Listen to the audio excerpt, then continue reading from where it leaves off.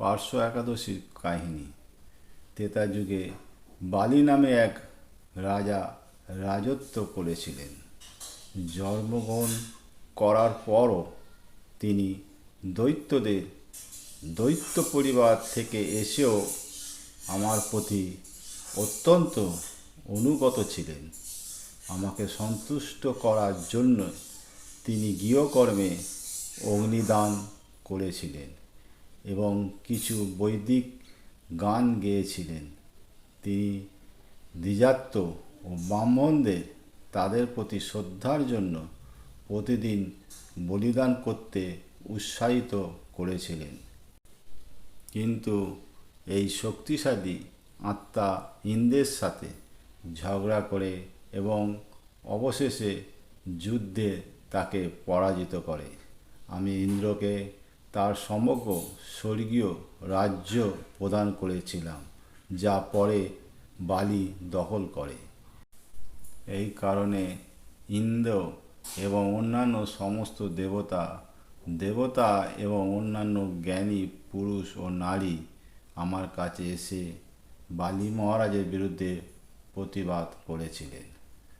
তারা তাদের আধ্যাত্মিক নেতা বৃহস্পতির পাশে আমার উপাসনা করেছিলেন, মাটিতে মাথা নত করেছিলেন এবং অসংখ্য পবিত্র বৈদিক প্রার্থনা করেছিলেন।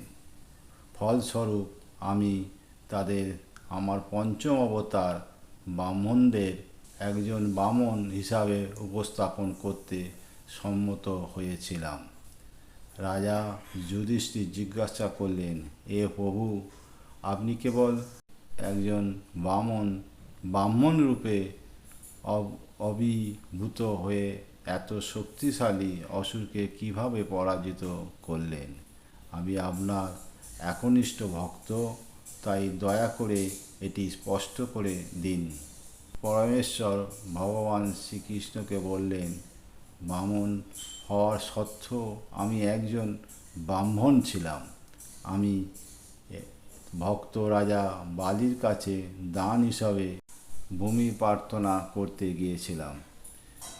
ও দৈত্যরাজ, বালি আমাকে দান হিসাবে মাত্র 3 ধাপ জমি দেন। আমি অনুরোধ করেছিলাম, আমার জন্য এই সামান্য জমি 3টি গ্রহের সমান হবে। আমার অনুরোধ খুব বেশি চিন্তা না করেই বালি তা মঞ্জুর করলেন। যাই হোক, যখন তিনি আমাকে ভূমি দেওয়ার প্রতিশ্রুতি দিলেন, তখন আমি শরীর ফুলে উঠে বিশাল দিব্য আকার ধারণ করতে লাগলো। আমার পা দিয়ে আমি সমগ্র পৃথিবীকে ঢেকে ফেললাম। আমার উরু দিয়ে আমি সমগ্র ভূগোলক ঢেকে ফেললাম। আমার কোমর দিয়ে স্বর্গ আকাশ ঢেকে ফেললাম। আমার পেট দিয়ে জনলোক ঢেকে ফেললাম। আমার বুক দিয়ে তপলোক ঢেকে ফেললাম এবং আমার মাথা ও মুখ দিয়ে সত্যলোক ঢেকে ফেললাম। আমি জড় গঠনের সমস্ত দিক নিয়ে আলোচনা করলাম। আমার বিশাল রূপ সূর্য, চন্দ্র সহ ব্রহ্মাণ্ডের প্রতিটি গ্রহকে গ্রাস করে ফেলল। ইন্দ্র এবং সর্পরাজ্য শেষ সহ সমস্ত দেবতারা আমার এই আশ্চর্য লীলা প্রত্যক্ষ করার সাথে সাথে বৈদিক স্তব উচ্চারণ করতে শুরু করলেন এবং আমার কাছে প্রার্থনা করতে লাগলেন, ওহে নিষ্পাপ, আমি এক পায়ে সমগ্র পৃথিবী এবং দ্বিতীয় পায়ে সমস্ত স্বর্গীয় গ্রহ ঢেকে ফেলেছি। আমি বলির হাত ধরে চিৎকার করে বললাম, তুমি যে ভূমির প্রতিশ্রুতি দিয়েছিলে তার 3য় ধাপ গণনা করার জন্য আমি আমার পা কোথায় রাখব? এই কথা শুনে বালি মহারাজ 3য় ধাপ হিসাবে আমাকে তার মাথাটি অর্পণ করলেন এবং নম্রভাবে হাঁটু গেড়ে বসলেন। হে যুধিষ্ঠির, আমি তার মাথায় খুলিতে আমার পা রেখে তাকে পাতাল লোক প্রেরণ করলাম। তাকে এত অপমানিত দেখে আমি আনন্দিত হয়েছিলাম এবং বালিকে জানিয়েছিলাম যে আমি ভবিষ্যতে তার প্রাসাদে স্থায়ীভাবে বাস করব।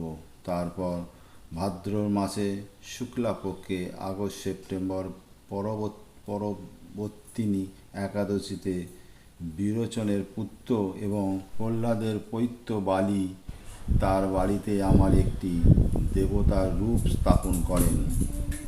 কার্তিকের ক্ষয়কালীন হরিণী একাদশী পর্যন্ত আমি ভূতের মতো আকাশে ঘুমোতে থাকব। এই সময় যে পুণ্য লাভ হয় তা বিশেষভাবে শক্তিশালী। এই একাদশীর মাহাত্ম্য কি? মাসের আলোকপাক্ষিক শুক্লাপক্ষ কোন একাদশী হয়? শ্রী যুধিষ্ঠির মহারাজ ভগবান শ্রীকৃষ্ণকে জিজ্ঞেস করলেন। এই পার্শ্ব একাদশী ভাদ্রপদ আগস্ট সেপ্টেম্বরে ঋষিকেশ মাসে। এর পূজনীয় দেবতা কি এবং এটি পালন করলে কি লাভ হয়? পরমেশ্বর ভগবান শ্রীকৃষ্ণ তার অনুগত যুধিষ্ঠিরকে বললেন, এই একাদশীতে হে প্রভু, আমাকে এই সমস্ত প্রকাশ করুন। অতএব যুধিষ্ঠির বললেন, যাকে বামন একাদশীও বলা হয়, যারা এটি অনুসরণ করে তাদের প্রচুর পুণ্য এবং জড় দাসত্ব থেকে চূড়ান্ত মুক্তি প্রদান করেন। এটিকে জয়ন্তী একাদশীও বলা হয়, কারণ এটি একজন ব্যক্তির সমস্ত অনৈতিক আবেগকে মুছে ফেলে। এর মহিমা শুনেই কেউ তার অতীতের সমস্ত পাপ থেকে মুক্তি পায়। এই উপবাস এতটাই আশীর্বাদী যে এটি পালন করলে একটি বলিদান করা, ঘোড়া উৎসর্গ করার মতোই লাভ হয়। এই একাদশী সর্বোত্তম, কারণ এটি দ্রুত মুক্তি প্রদান করে। অতএব যদি কেউ আন্তরিকভাবে কঠোর জড়জগৎ থেকে মুক্ত হতে চায়, তবে বামন একাদশীতে উপবাস করা উচিত।